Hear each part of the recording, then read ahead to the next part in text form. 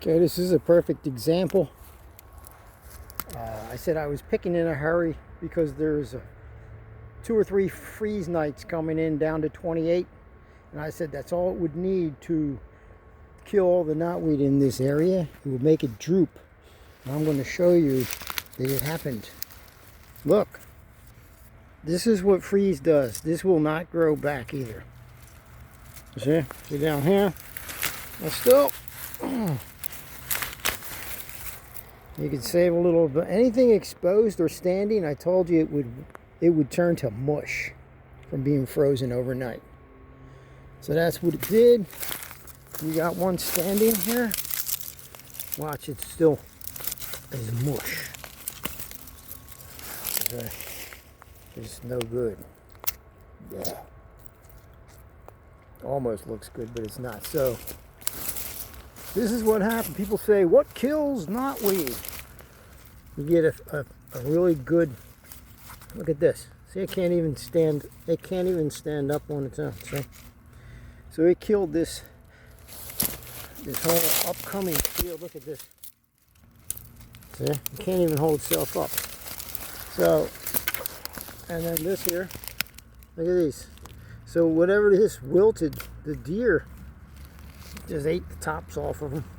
I could smell this rotting when I came over. I smelled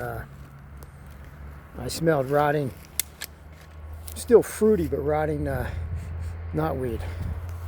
Yeah, so there's enough. See, I'd have been able to pick these today. Look. Blah. It's all just crap now. So, yeah. Can't even hold itself up. Woo! All down in there. So what I'm going to do, yeah, so what happened was this wilted and fell off. The deer ate it. That's why it stopped right here. There's one. So it just turns to soggy mush. There's another one. So it's a good thing I got what I got the other day. People think, well, why does this guy go out and get knotweed every day?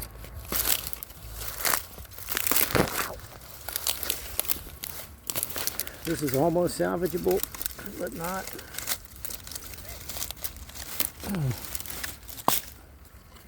Down in here you could salvage it. And up here it's just, you smell it rotting. Now here we have a couple salvageable right here and here. Didn't quite get the full brunt of those degrees. So anyway, there's not enough for me to actually harvest here.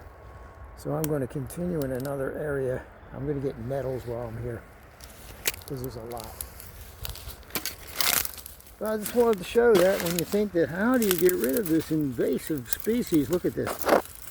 Just from the freeze. Can't even hold itself up. Bloop. Japanese knotweed. Where's my walking stick while I was talking? Quick. Alright, there it is. Plenty nettles. I'll get some nettles and then I'll leave. So that's, see, it just wilts and turns to crap. And you can see that is Japanese knotweed. No good. That one there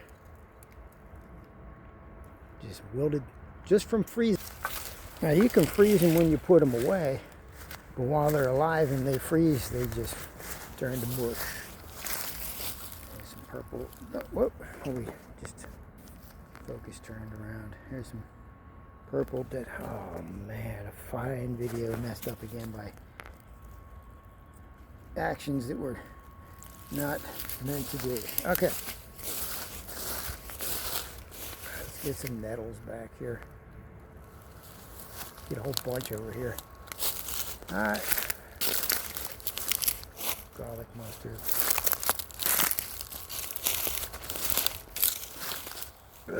Cleavers are everywhere. Look at all these All these cleavers. That's why they're called cleavers. Look at that. Cleavers, because they cleave unto you. I don't like to eat them, but you can eat them, but it's not good to do with gum in your mouth. Who likes to eat Velcro anyway? Alright, get some nettles again. And yeah, they're all over the place. Nettles, cleavers. I gotta get out of sight so I can enjoy the harvest.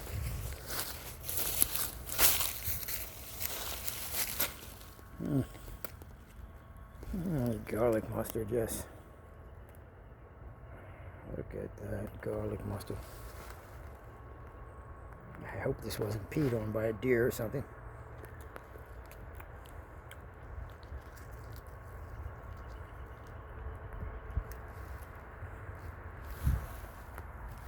Alright, let's move on. Hopefully, oh yeah, this is what I was saying to Mushroom Journeys. All you lucky southerners don't have this annoying ground cover and false calandine everywhere. Lucky you. Could you imagine all your morels being covered up by this stuff?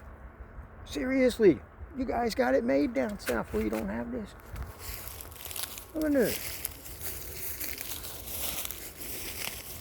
You got all this nice clean ground there to look for a brown or blonde alien mushroom. Looks like a little alien. That's no problem. But when you got all this crap, yeah, this makes me a little jealous. But we have, good features other here for other mushrooms. But man, this is going to be tough. We finally got rain this year. I can't complain. We got the rain 2 years in a row without it. I'll take it getting it this year. No morels last year, so maybe this year we'll get some. But man, look at all this. It's almost like looking in a needle in a haystack. You know what I mean?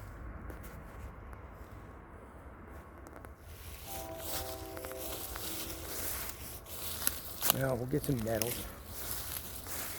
This is not fun to look through. It really limits your chances. It really limits your chances of finding morels. So in a few days when it gets warmer, I plan on trying a more open spot. As far as I know, it seemed more open. Got a little grass patch here.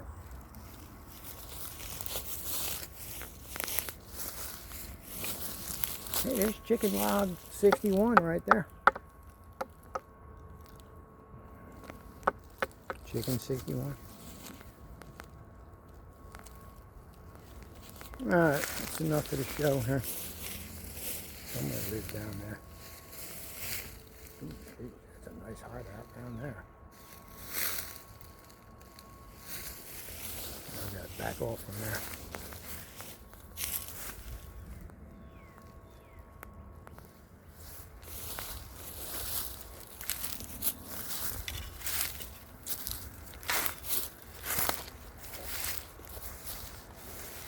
That's good nettles back there.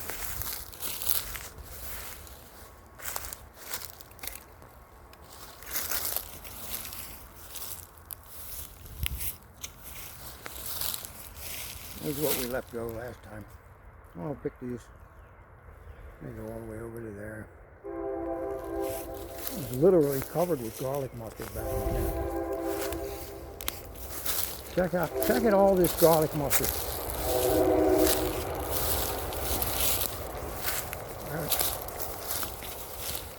We got more nettle back. Yeah, we got it all in front of this lawn. It's just full of nettle. Oh, damn, I had it up too far. And then over here, the mustard. There's some Burns Rocket. Over here, the mustard just takes over. Look at that. Mustard and nettle. Look at that. All this garlic mustard.